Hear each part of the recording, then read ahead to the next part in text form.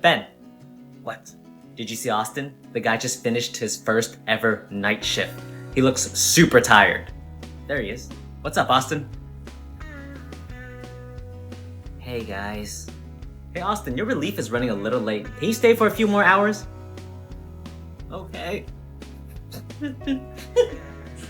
Wow, he is a broken man. We should totally mess with him. Rich, we are professional nurses. We do not play around.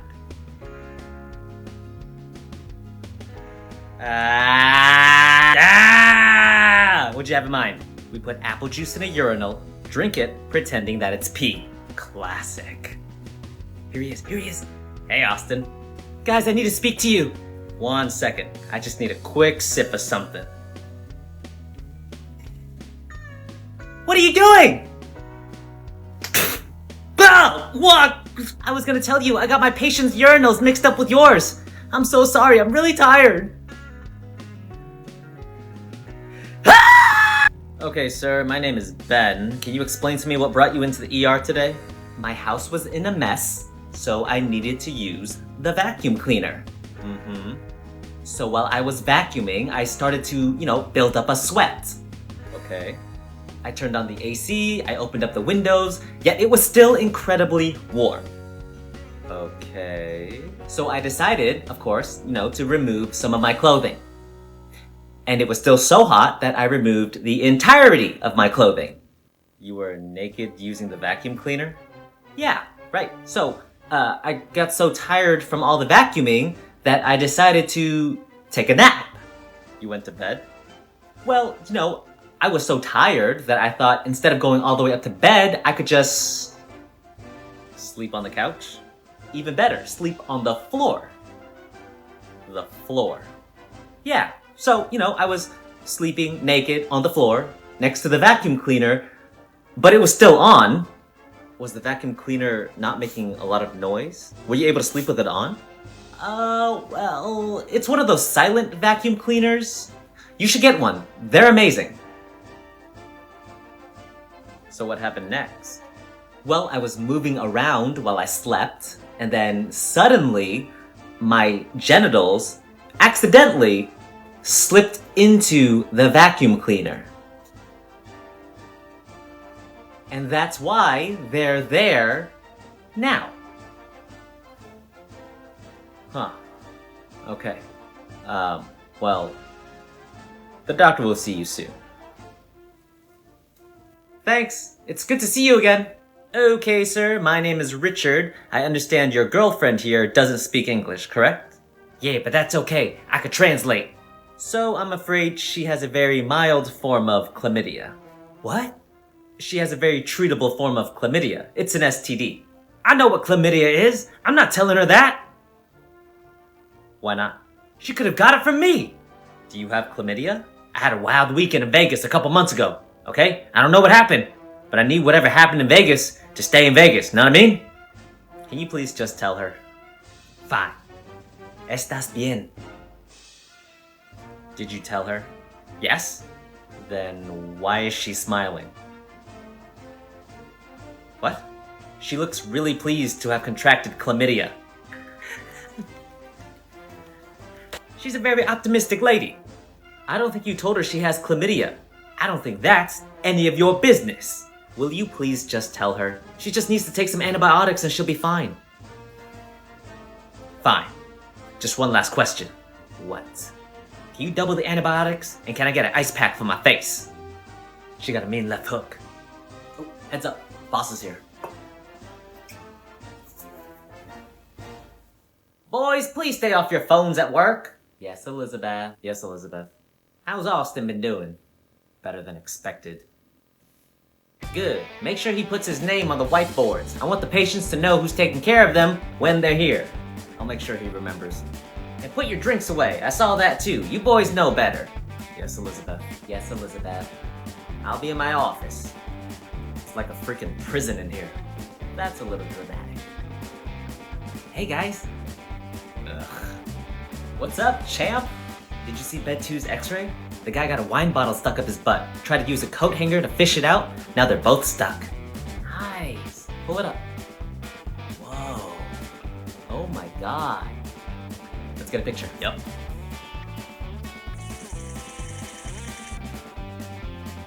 You can't take pictures? Relax. How do you think these pictures get on the internet? By the way, Elizabeth came by. She says put your name on the whiteboards and keep off your phones.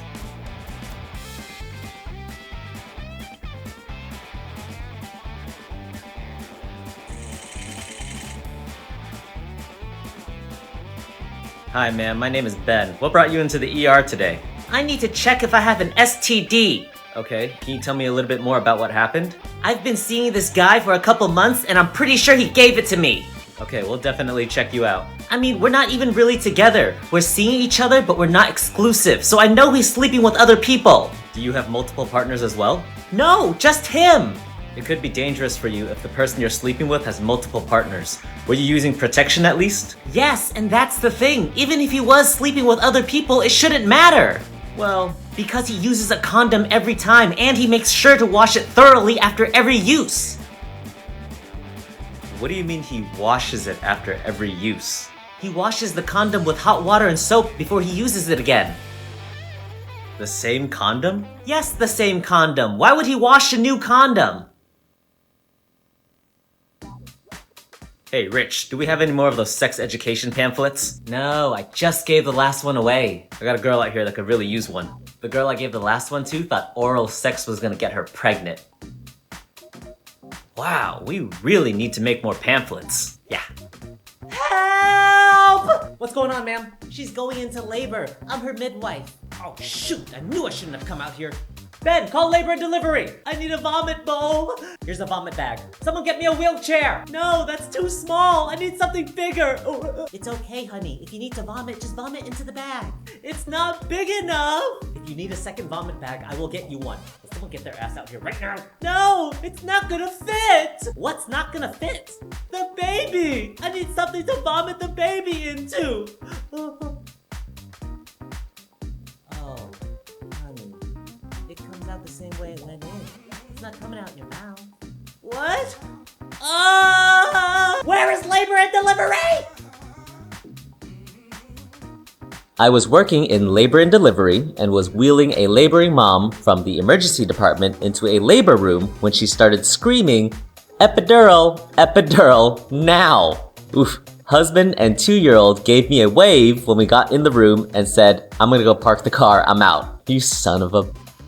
He left! As soon as he left, she started screaming bloody murder, and when I took a quick peek down below, I saw a head. Surprise, motherfucker! Oh no. I said, it's way too late for an epidural. Baby is coming now. There is a point during birth where the epidural cannot be given anymore. Seeing a baby's crowning head is a very clear indicator that you are no longer getting an epidural. The patient went berserk and started hitting me.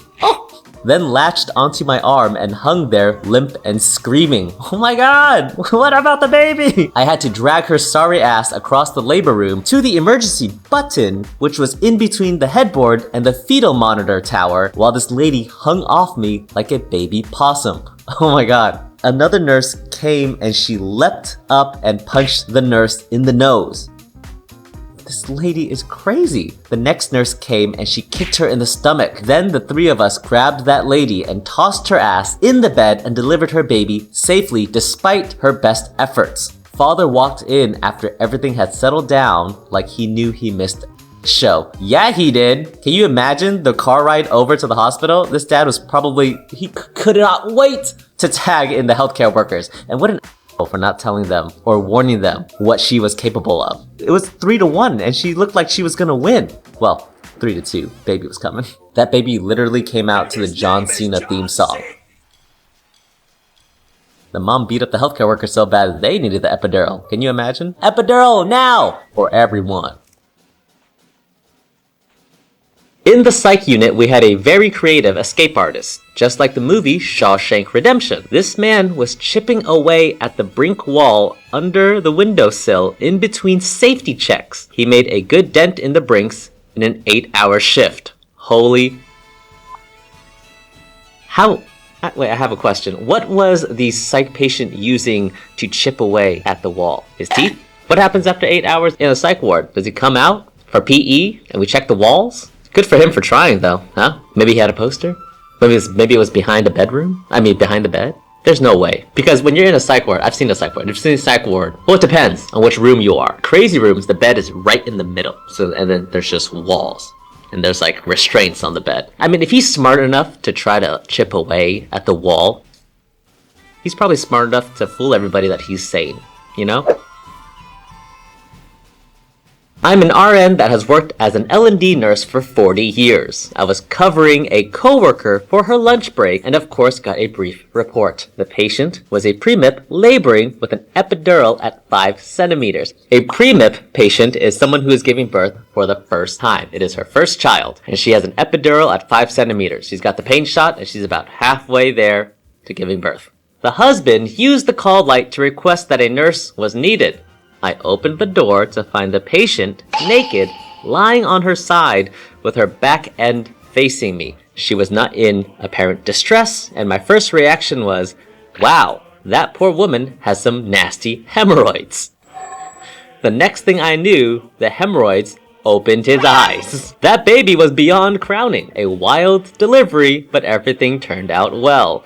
I have often thought of writing a book, and the title of this chapter would be The Hemorrhoid Has Eyes. Jesus. How do you mistake hemorrhoids for a baby's head? And you've been a labor and delivery nurse for 40 years? Think it's time to retire, my lady. I'm glad her first thought was hemorrhoid, and not, holy shit, that is a big piece of doo-doo. I would never be in this situation. This is labor and delivery. I'm ER. I wouldn't even know what to do. Here's the thing, guys. Emergency rooms, we are trained to do a little bit of everything. So I have been trained to deliver a baby. Everybody has. Do you want us delivering the baby? Someone who's never done it before but has been trained? Or L&D nurse for 40 years who's probably done it multiple times a day but still can't tell a baby's head from a hemorrhoid? It's a tough call.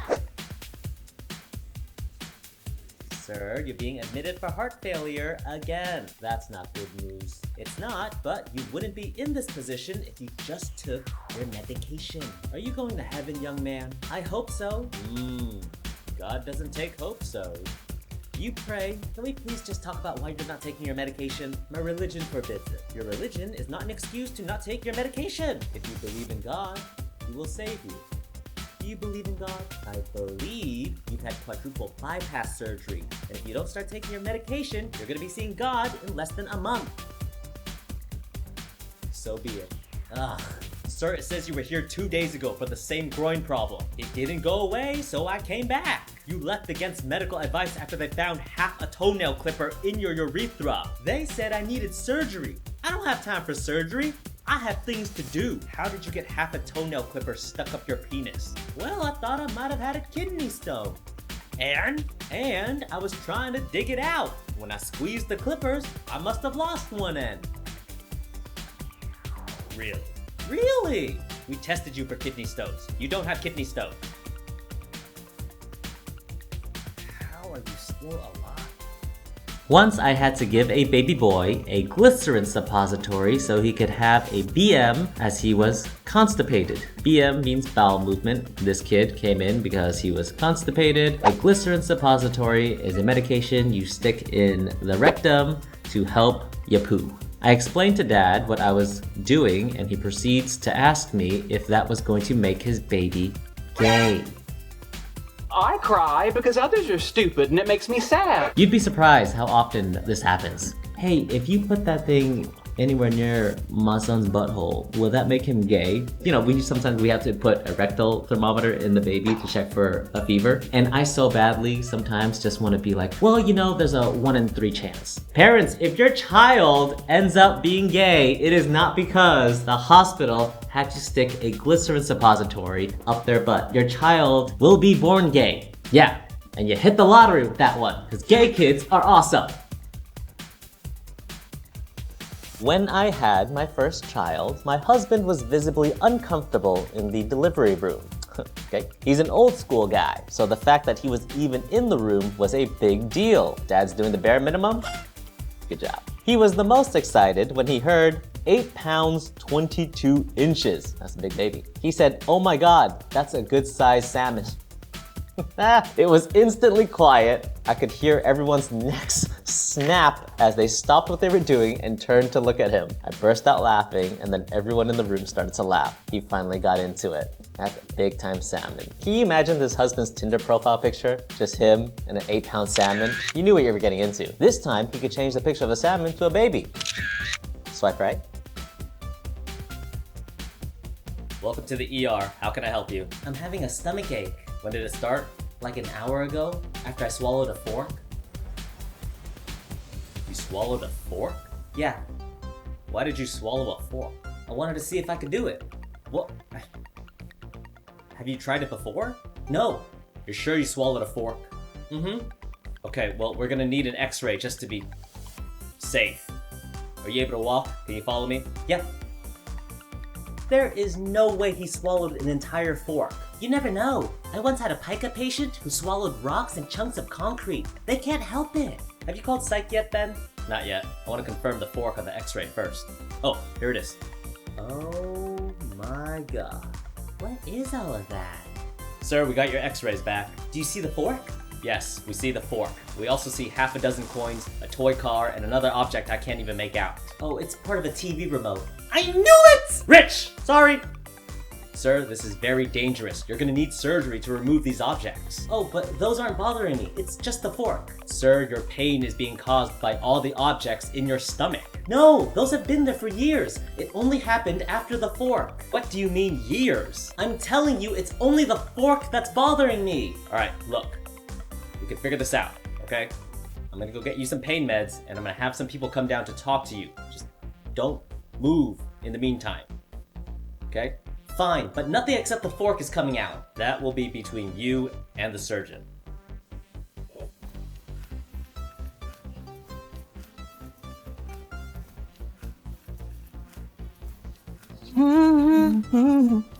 Oh, yeah. I'm an OB/GYN. When I first started training, I was learning to do cervical exams to check patients in labor. I am examining this patient and I feel something that even I know isn't quite right. It feels hard and kind of crinkly. I take this thing out. It is black, desiccated, and just coated in copious amounts of discharge. I'm turning it over, trying to figure out what I'm looking at. I eventually see a yellow smiley face. It's the remains of a Walmart plastic bag.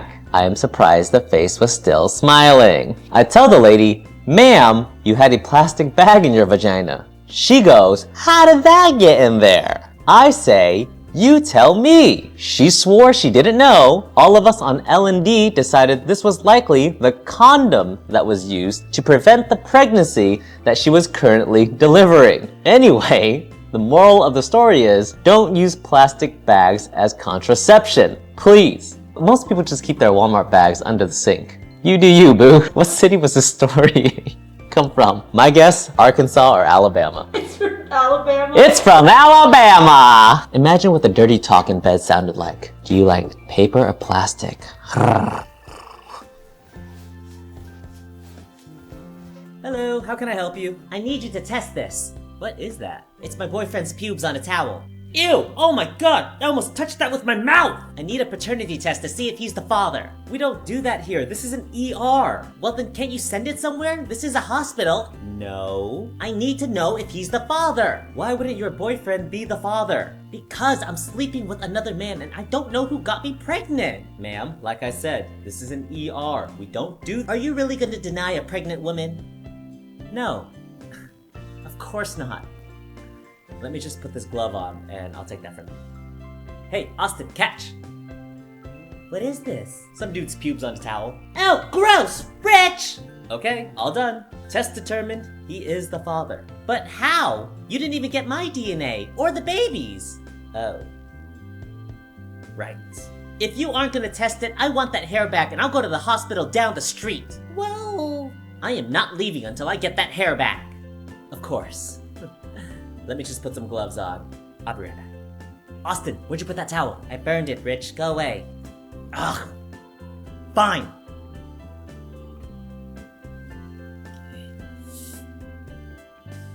Ah! Oh. Okay. Here you go, ma'am. I found it. Finally. Useless. I'll find out who the father is myself. Good luck with that. Next. Once you get back into the ER, we will get you changed out of all of your clothes. This includes the bras for the women, but you get to keep your underwear. We'll bring you to a bathroom. Probably not gonna let you go unsupervised in the bathroom, but somebody will help you change out of your clothes into a hospital gown and hospital socks. Ta-da! They will not always be bright yellow. These are great. There's grips, so you don't trip and fall on the slippery hospital floors. Once you change out of all of your clothes, we will also now be documenting all of your belongings. In the hospitals, we use clear plastic bags, so we know what you have at a glance. Kind of like going to a raid. You come in with plastic bags, so security knows if you have anything that can harm people. This bag includes all of your belongings, all in here, all very well documented. Now, the last few places I've worked, we will take your phone away because you're not allowed to have it, but if you want to use your phone, you can ask somebody there, say, hey, I want to make a phone call. They'll get your phone for you and they'll let you use it supervised. All your stuff will then be put into a locker or somewhere in the ER for safekeeping.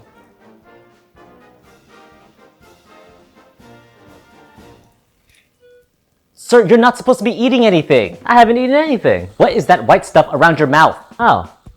That nurse earlier gave me some weird tasting Tylenol. Weird tasting Tylenol? What are you talking about? She said she was gonna come back to help me with it. Sir, that was rectal suppository Tylenol. Rectal? As in the other hole? Huh. So if that was rectal Tylenol, what did I just shove up my ass? Welcome to the ER, sir. How can I help you? I think my daughter swallowed a penny. Tata. Doesn't look like she's doing too bad. Can I get her name and date of birth? Oh. Shoot. You don't know your daughter's name and date of birth? You know, my wife is usually here with me. Oh, let me check my tattoos. Your what? Tata. Sophia Sorrento, July 6th, 2022. Got it. Tips from the ER. Stabbings. If you've just been stabbed with a sharp object, the first thing you're going to want to do, the very first thing, is to leave it the fuck alone. I don't care where it is. Head, chest, belly, balls, boobs. You're going to fight against every sexual instinct you've ever had, and don't pull out. I know these big Hollywood movie stars would love to have you believe that you should pull out that knife from your thigh, wrap it up, and keep walking. That's not gonna work, okay? If you pull out the sharp object, what's gonna happen is that you are going to bleed out and die a slow and very painful death. Remember, just don't touch it, because if it hurt like a bitch going in, it's gonna hurt like a bitch coming out. Try to keep it still, call 911, or get your ass to the ER without moving it around too much. It should be obvious why you shouldn't move it around, because it's gonna hurt like a motherfucker and you're gonna do more damage to your body than it already did. That object is now the official body plug keeping you alive. So, remember, ladies and gentlemen, whatever you do, never pull out. Medical Mysteries with Bill Gates. Is this good advice or bad advice?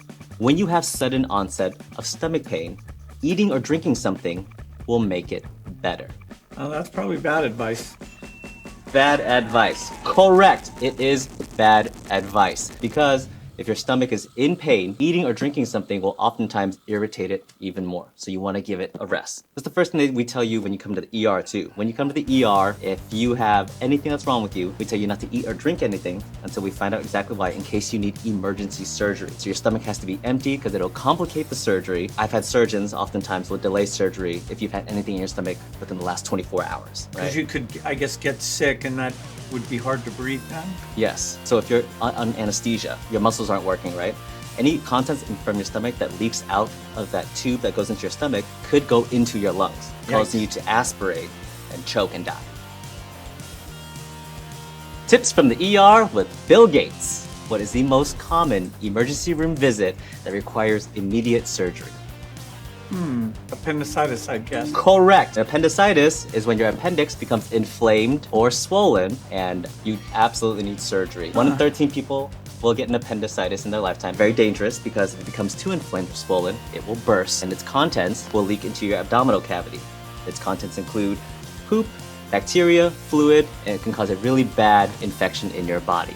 An appendix is a pretty useless part of the human body, so it's not the worst thing in the world to lose one. The second most useless human body part, male nipples. Ah.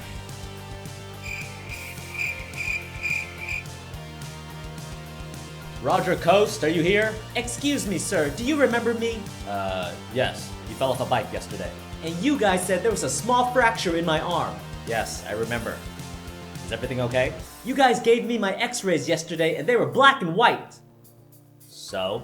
I paid good money to be at this hospital and I get black and white x-rays? Sir, all x-rays are black and white. Really? Yes. Oh. Okay then. Thanks. Roger Coast, are you here? In a perfect world, we would have psychiatric facilities all around for you to go to look for help. But that doesn't exist. So what you can do is come to the emergency room, and we will make sure you are medically okay and safe until you can get to one of these facilities. When you come to the ER for thoughts of hurting yourself, the first thing that's going to happen is you will check in with someone from registration. They will get you a neat little wristband, ask you for all your personal information, and then you officially become a patient of the ER. If you hear your name, please follow me. Rice. Is there a Rice here? It's Ricky. Rick? E? Yeah, the E's capitalized. I don't know if you can see it. Yeah, no, I see it now. Is there a Millie? Mlee? I think you're trying to say Emily. How is this Emily? M-L-E. Duh. Can't you spell? Guess not. Okay, lastly, is there a ADC? A DC? Oh, yep, that's me. It's Odyssey, bro. Odyssey. Of course it is. Alright, everybody, follow me. If you hear your name, please follow me. Is there a Kavilin? Kavilin? Oh, actually, it's Caitlin. How is this Caitlin? It's spelled with Roman numerals. It's unique. Right. Okay. Is there a Ison? Tyson? It's Addison. Addison. I see. My mistake. You're forgiven.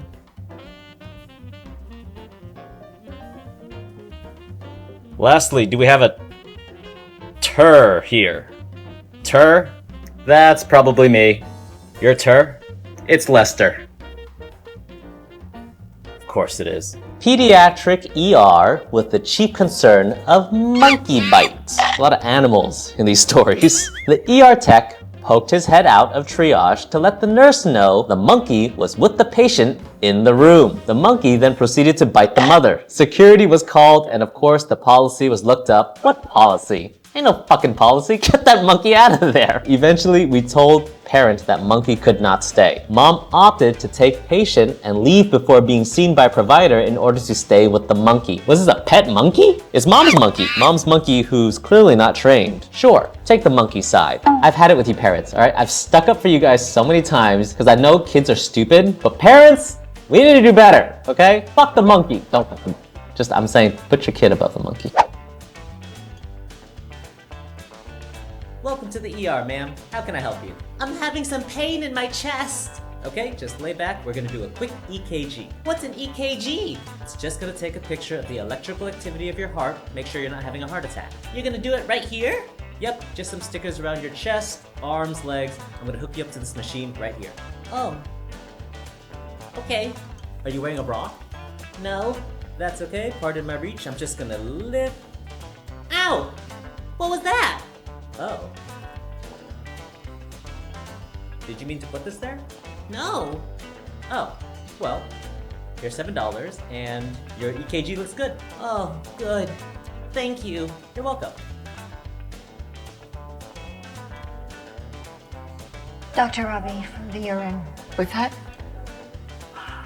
It's a drug test, and it is positive for fentanyl.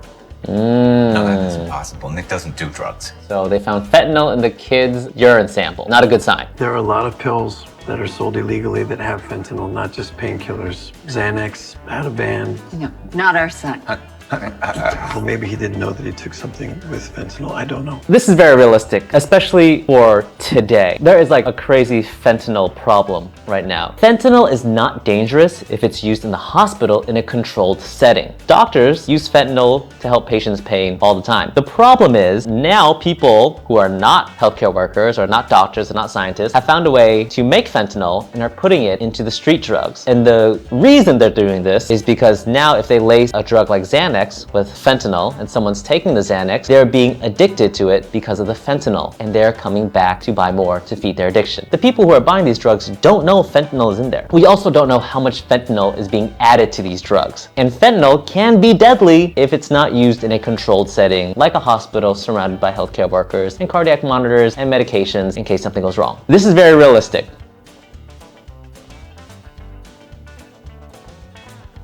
I am a paramedic. I picked up a patient, male, 27 years of age, unconscious. His female partner said they were shrimping right before he passed out. I don't know what that is. I looked up the definition of shrimping. It's where a man ejaculates into a woman's rectum. I'm gonna stop. Ejaculates into a woman's rectum, then inserts a straw and sucks out the semen and blows it back into her mouth. I'm gonna go throw up now. Yeah! Go! He passed out because she farted when he inserted the straw. That's what made you pass out? When she farted? I mean, a combination of like and cum in your mouth, probably. Yeah, that'll end ya.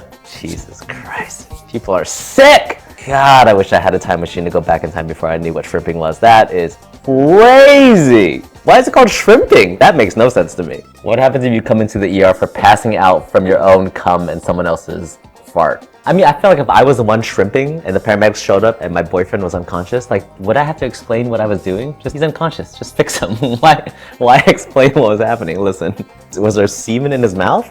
Maybe that was why. She had to explain, like, I didn't kill him. Passed out because, you know, he was shrimping. Shrimping sounds like a fake term Law & Order SVU made up. That's what that sounds like. If anybody has any idea why it's called shrimping, comment below. Let us know, and we want a full and detailed explanation. Not a nurse, but a mom. My 3-year-old son's testicles tried to kill him. It was a hydrocele that was woken up by the rhinovirus that dropped his potassium to critical levels. Dude's balls were the size of a baseball. He's fine. It's just funny his balls almost killed him. LOL. Your son is 3 years old. You're laughing at an enlarged testicle. Imagine how big that is in comparison to a 3-year-old. I've seen enlarged testicles on grown-ass men, and I'm telling you, they are the size of volleyballs. I had a guy whose testicles were so big that it somehow folded over and we lost his penis. We were trying to put a Foley catheter in him so he could pee because he couldn't get up. And we were like, where the fuck is the penis? That's my pee-pee. Your pee-pee! Where is your pee-pee? Show me the pee-pee! But a hydrocele, technically, painless swelling in the testicles. It's filled with fluid. And we will do everything we can to bring it back to its normal side. কি খবর তোমাদের? কেমন আছো তোমরা সবাই? ভালো তো না? তুমি জানো তোমায় কালকে একটা খবর বলছি। হ্যালো, আসসালামু আলাইকুম। ওয়ালাইকুম আসসালাম। কি রে? হৃদয়, তুহিন, মানা করতেছি। কিছু না কিছু। ভাবি আপনি জানেন আমি একবার অসুস্থ হয়ে গেছিলাম, ও আমাকে রক্ত দেয়নি, আর আজকে আপনাকে রক্ত দিয়ে চিঠি লিখছে। আমাকে বুকিং দিছে মানে আমাকে কে বুকিং দিছে দোস্ত?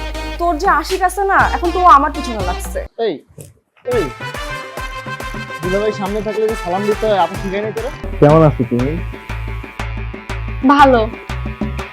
আমাকে জিজ্ঞেস করবো না রক্তটা দিবি তুই? আমি কেন রক্ত দেব? প্রেম খরচ তুই, রক্ত আমার বন্ধু দিছেন আপনাকে অনেক ভালোবাসি ভাবি, আপনার ওর রক্ত যাওয়াটা বিধে হতে দিবেন না ভাবি। 073421924 এটা তোমার নাম্বার না? জি জি, আপনি কেমন আছেন? ভালো নেই, আমি ভালো নেই। আমিও তোর মতোই ভাবতেছি, রক্ত যদি দিতে যায়, রক্তটা আপনার কাছে এইটা আমার লাস্ট রিকোয়েস্ট ভাবি। আচ্ছা কখন আসবে তোদের ভাবেই আর ভালো লাগতেছে না আমার। সে যে কেন এলো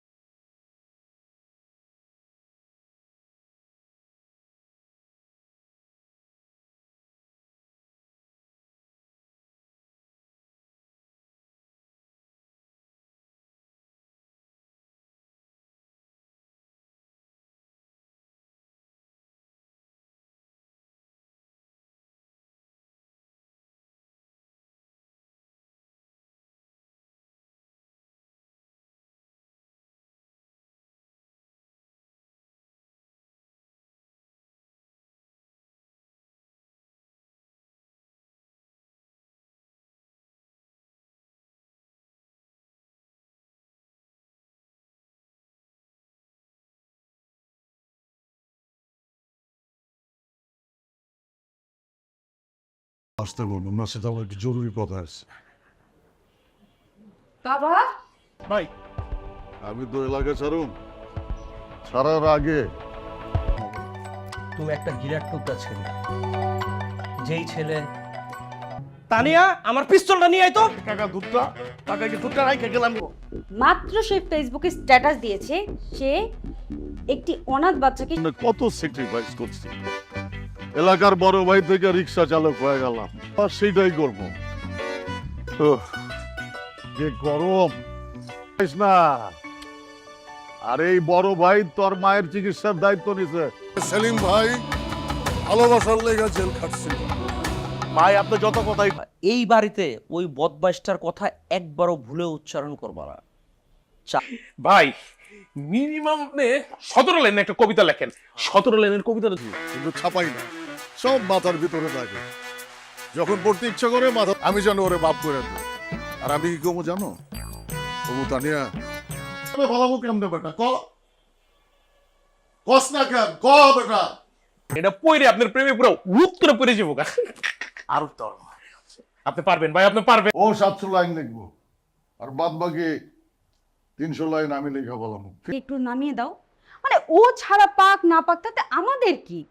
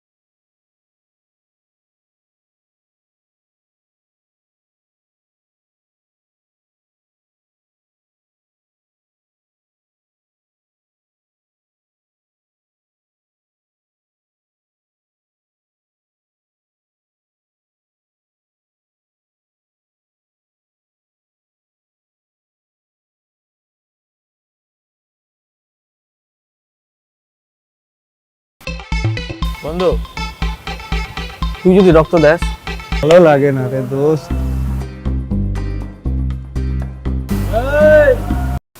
না দুলা ভাই, আমি তো কোচিং এ যাই নাই, আমার তো বাসায় গেস্ট আসছে, আর আমার আম্মু তো একা, এজন্য আমি যাই না। আমার পড়াশোনা সবকিছু বন্ধ করে দিবে, তখন আমি কি করব? আরে ছাইরা দে,